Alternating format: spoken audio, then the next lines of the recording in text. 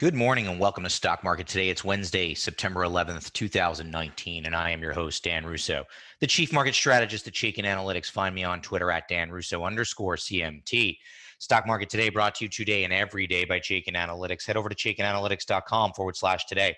Sign up for a free email. Follow along with this show. Get daily stock ideas for you to consider in your inbox every trading day before the market opens. So U.S. equities were mixed in Tuesday's trading. Energy was the leading sector while REITs lagged. Investors spent a second day rotating out of leading growth and momentum names and into lagging cyclicals. Treasuries were under pressure again. The dollar was stronger versus the yen and the euro. Gold finished down 80 basis points and WTI crude settled down 80 basis points as well, reversing earlier gains. So your outperforming sectors: energy, industrials, materials, and fins. Underperformers: REITs, staples, tech, and discretionary. As we get to the desk this morning, futures a little changed in Wednesday morning trading. Asian equities were higher overnight, with Hong Kong up more than 1.5% and Japan up nearly 1%. European markets are mostly higher across the pond. Treasuries are weaker following another backup in yields yesterday. The dollar is stronger versus the yen and the euro. Gold is up 10 basis points, and WTI crude is up 1.3%. So digging into the market now, basically it was another day of treading water, but under the surface, the growth to value shift continued, and we'll take a look at what that looks like a little bit later in the show. But we can see here support in the 2,900 to 2,950 zone remains in place, and the top end of that zone held yesterday as the low on the day tagged that line before equity markets reversed. Resistance is in the area between 3,000 and the July highs. Call them 3030 on the S&P 500. RSI continues to move higher with price. That is a bullish sign from an indicator perspective. And that follows a series of lower highs, of higher lows for the RSI. Chaikin money flow as well is bullish. So the indicators are starting to get into gear with what we've seen here with the breakout from the August range. So far, the support level is holding. But it does seem to me that we're making very little progress because investors are rotating under the surface. Right, it's happening. We'll take a look at it a little bit later in the show. Hard to peg how long it might continue or if it's something that's sustainable. We'll obviously continue to do our trend work, and if that trend from growth to value is continuing, we will adjust our views and thought process accordingly. But for now, we're talking about stocks treading water above the August range, but under the surface, the growth to value rotation continues.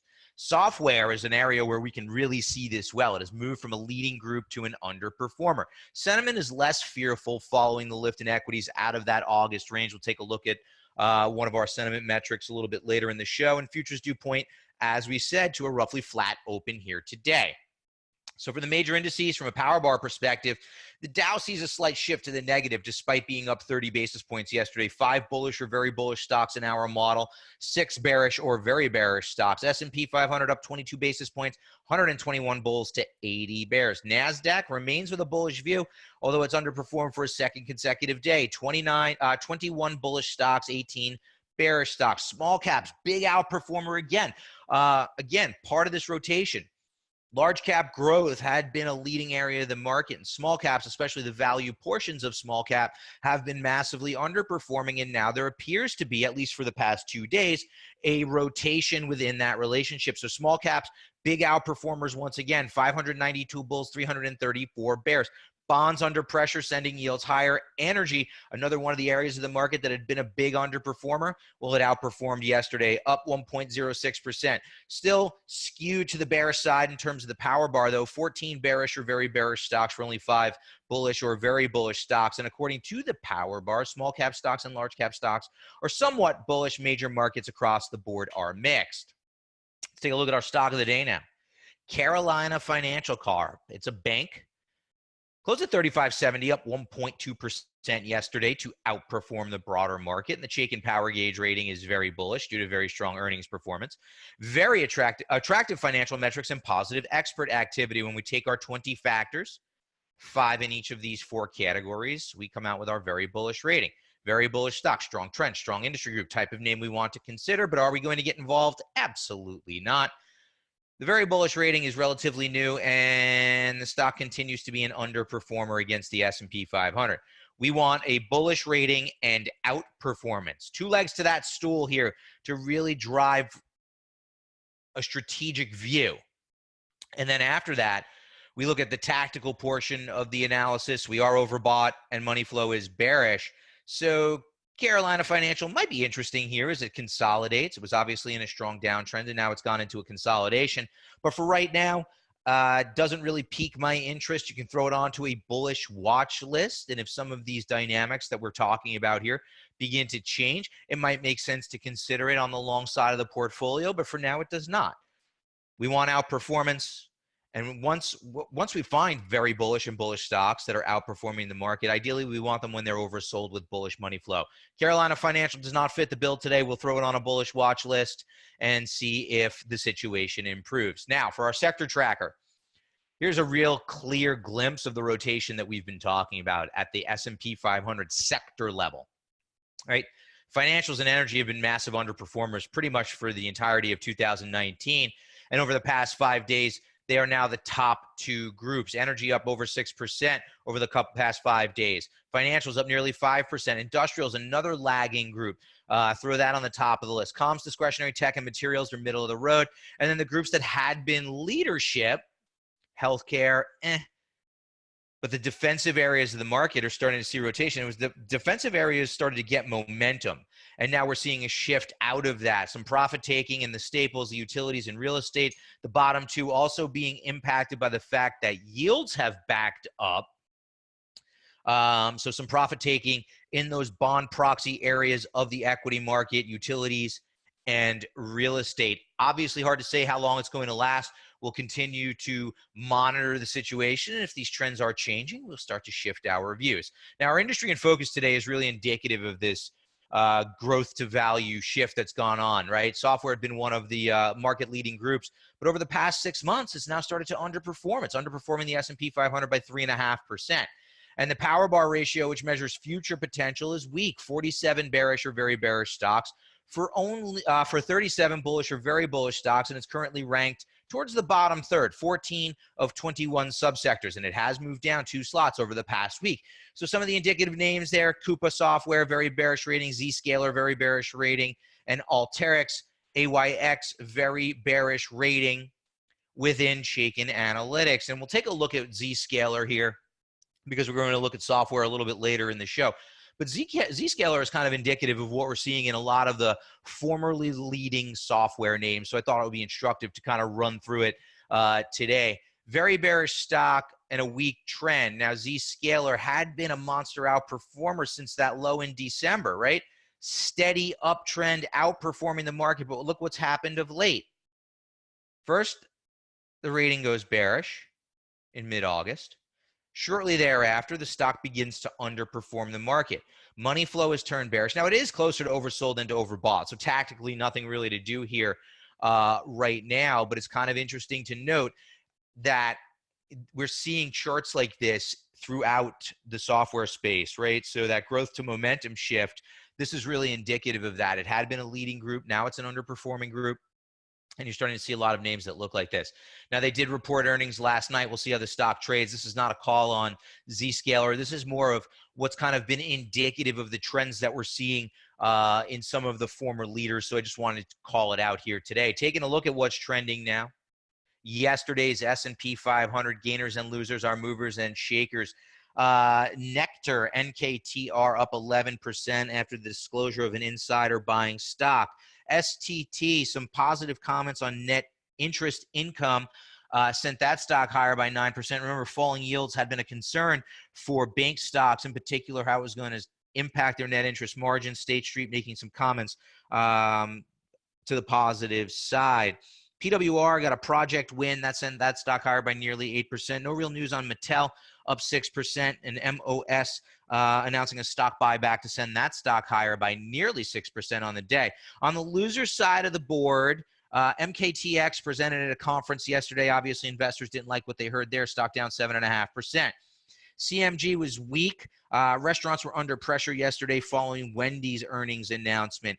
As we look at NASDAQ and CME, no real news there, but I will note that those are two exchanges down 5.6% and 4.7% respectively, and SBAC down 4.33%. Nothing company specific there, but it is kind of lumped in with the real estate group. So if we kind of look at the profit taking that's gone on and within those bond proxies, SBAC under pressure, down 4.33% on the day yesterday. Let's dive into the charts now. Here's the big chart. Here is the big theme this week. You've probably been reading about it, but here it is in picture form. What we're looking at here is Russell 3000 growth relative to Russell 3000 value. And you can see that growth has been outperforming value. When the line is rising, it means that growth in the numerator is outperforming value in the denominator of the ratio.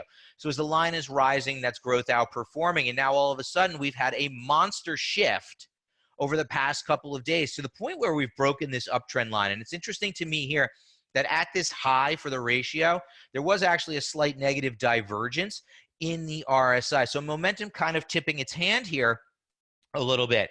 Now the ratio is still above a rising 200-day moving average, and the RSI has now dipped into an oversold position. So could see a bit of a backup here, but we want to monitor this situation closely because we have been favoring growth over value, right? Obviously, that has been the right call throughout 2019, but we want to not remain dogmatic in our views. If the evidence supports a shift in the trend, we will shift our views and our stance accordingly. And one of the ways that we're going to kind of ascertain what's going on and potential shift is by looking at the copper to gold ratio, right? Because this is a proxy for global growth, right? And copper has been underperforming gold for about a year, and that has coincided with growth outperforming value. Why? Because when copper is underperforming, it is a sign of potential slowdown in global growth, and we've seen evidence to that fact. So in that environment, investors tend to bid up growth, right? They'll pay a premium for growth in a slowing growth environment. And that is a big reason as to why growth has been outperforming value. But now we have a potential shift in this downtrend. If we start to see copper really outperform gold, it stands to reason that growth will continue to underperform value, and that would validate changing of view. A little too early to tell now, but it's something that we're watching very closely. And software, obviously, as I said, is a great example of that. Take a look at the iShares North America Tech Software ETF, IGV. Still in its August consolidation as we move into the beginning parts of September here, has not broken out with the rest of the market. Now, it is trading above a rising 200-day moving average, but look at what's happening to momentum, right? Can't get out of bearish ranges after tagging an oversold position for the first time since the lows in December. Now, hasn't broken down on an absolute basis yet, but if we look at software, IGV, relative to the S&P 500, we can see that we've broken this uptrend line. And if we drew these lines here, we're actually taking out support. So this is a former leading group, a former proxy for the growth theme, breaking down on a relative basis. Has not broken down absolute yet, still within the range that is defined trading for the past 5 weeks, but evidence supports a potential breakdown here, right? Relative strength rolling over, momentum failing to get out of bearish ranges.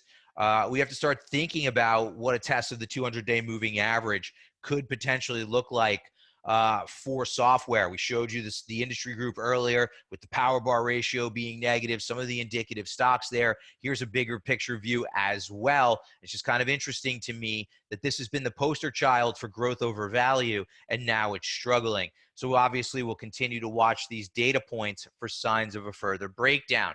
And what's happening is investors rotate into the value groups, right? Here's financials on an absolute basis. Nice bounce off the 200-day moving average. RSI moving into bullish ranges. Still in a downtrend versus the S&P 500, but on the verge of testing. So we'll see how it plays out on a relative basis. Continue to focus on this rotation that's taking place and see if it has legs. And finally, as we said, sentiment with the breakout in the market has become less fearful. Here's a 13-period moving average of the CBOE equity put call ratio.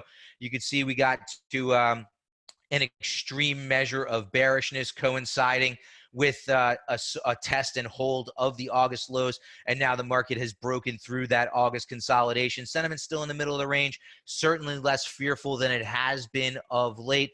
You see these pops over 0.75 tend to coincide with lows in the market. That's going to wrap it up for today. Head over to the website, check out the email. I'll be back here tomorrow.